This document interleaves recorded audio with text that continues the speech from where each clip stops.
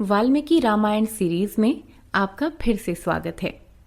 अब तक आपने सुना, राम राम चिल्लाते हुए दशरथ ने आधी रात के बाद प्राण त्याग दिए। अंतःपुर की स्त्रियां क्रौची की भांति क्रंदन करने लगीं। सारी अयोध्या अगाध शोक सागर में डूब गई। अब आगे अयोध्या कांड भाग 9। दूसरे दिन मंत्रियों ने राजा के शव को एक तेल के भरे कड़ाह में रख दिया, क्योंकि उस समय उनके दाह संस्कार के लिए वहां एक भी राजकुमार उपस्थित नहीं था। राज परिषद ने राज्य की भावी व्यवस्था पर विचार करके भरत को शीघ्र बुलवाने का निश्चय किया। कई कुशल राजदूत शीघ्रगामी घोड़ों पर उसी दिन भेजे गए। उन्हें यह आदेश दिया गया कि कैकई देश में पहुंचकर भरत से कोई दुखद समाचार न बताएंगे, केवल यही कहेंगे कि राजगुरुओं ने उन्हें किसी आवश्यक कार्य से तुरंत बुलाया है। अयोध्या के राजदूत कई दिनों की कठिन यात्रा के बाद कैकई देश पहुंचे। वहां उन्होंने भरत से राजगुरुओं का संदेश कहा। भरत स्वयं कई दिनों से अयोध्या के लिए चिंतित थे। संदेश पाते ही वे ननिहाल से विदा लेकर शत्रुघ्न के साथ चल पड़े। 8वें दिन उन्होंने अयोध्यापुरी में प्रवेश किया। वहां का हाल विचित्र था। चारों ओर उदासी छाई थी। हाट बाजार बंद थे। सभी दिशाएं सूनी और भयानक लगती थीं। पुरवासी गण भरत को देखते ही मुंह फेर लेते थे। किसी के चेहरे पर प्रसन्नता नहीं दिखाई देती थी। भरत घबराए हुए सीधा महाराज के भवन में गए। वहां उन्हें न देखकर वे कैकई के महल में गए। कैकई ने दौड़कर भरत को गले से लगा लिया और अपने भाई बाप आदि का कुशल समाचार पूछा। भरत ने संक्षेप में उत्तर देकर पूछा, मां, पिताजी कहाँ हैं? कैकई बोली, बेटा, जीव मात्र की जो अंतिम गति होती है, तुम्हारे पिता उसी को प्राप्त हुए। अब वे इस संसार में नहीं रहे। इसे सुनते ही भरत पछाड़ खाकर गिर पड़े और फूट फूट कर रोने लगे। कुछ देर बाद उन्होंने फिर पूछा, मां, बड़े भैया राम कहाँ हैं? कैकई ने कहा, बेटा, राम तो सीता लक्ष्मण के साथ वन को चले गए। उन तीनों को घर से निकालकर तुम्हारे पिता ने उन्हीं के वियोग में प्राण त्याग दिए। अब तुम ही कौशल राज्य के स्वामी हो। यह सब सुनकर भरत को घोर दुख तथा आश्चर्य हुआ। उन्होंने माता से सब कुछ स्पष्ट बताने का आग्रह किया। तब कैकई ने सारा हाल कह सुनाया।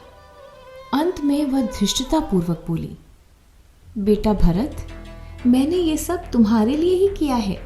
अब तुम महाराज का दाह संस्कार करके ठाठ से अयोध्या के राज सिंहासन पर बैठो और राज लक्ष्मी का उपभोग करो।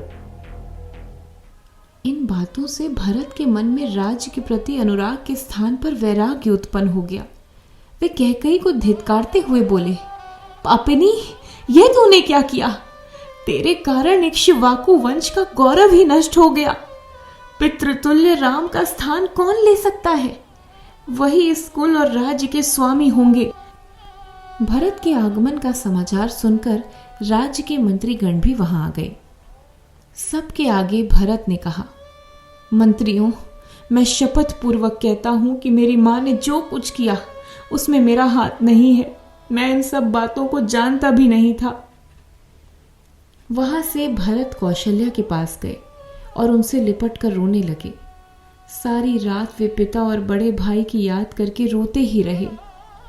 दूसरे दिन राजा दशरथ का शव तेल में से निकाला गया। भरत ने चंदन की चिता पर उनका दाह संस्कार किया।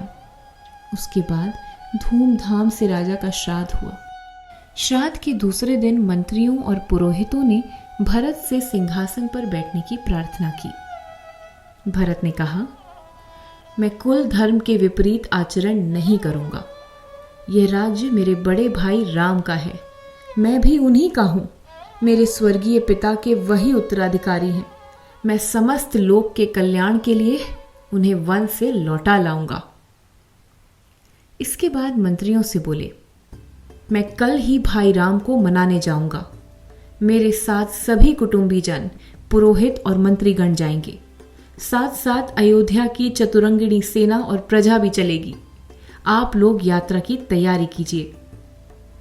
दूसरे दिन भरत राजसेना के साथ साथ मंत्रियों, राज पंडितों और रानियों का दल तथा सहस्त्रों पुरवासियों का समूह लेकर चल पड़े। हाथी, घोड़ों और रथ पालकियों का तांता लग गया। चलते चलते वे श्रृंगवेरपुर पहुंचे और रात बिताने के लिए टिक गए। निषाद राज ने दूर से उनकी सेना का पड़ाव देखा। वह शंकित होकर अपने साथियों से बोला, देखो तो यह अयोध्या की चतुरंगिणी सेना जान पड़ती है। मुझे तो ऐसा लगता है कि कैकेयी पुत्र भरत राजलोभ वश राम को मारने जा रहा है। राम मेरे स्वामी और मेरे मित्र हैं। मेरे रहते कोई उनका अनिष्ट कैसे करेगा? मेरे साथियों, युद्ध के लिए तैयार हो जाओ। हमारे पास 500 नावें हैं। प्रत्येक नाव में 100 शस्त्रधारी युवक शीघ्र बैठ जाएं। मैं आगे बढ़कर भेद लेता हूं। यदि वे भातृभाव से राम के पास जाते होंगे तो हम उन्हें सहर्ष जाने देंगे, अन्यथा आज इस गंगा के किनारे हमारा उनका प्राणांत संग्राम होगा। मेरा आदेश पाते ही तुम लोग भरत की सेना को आगे बढ़ने से रोक देना।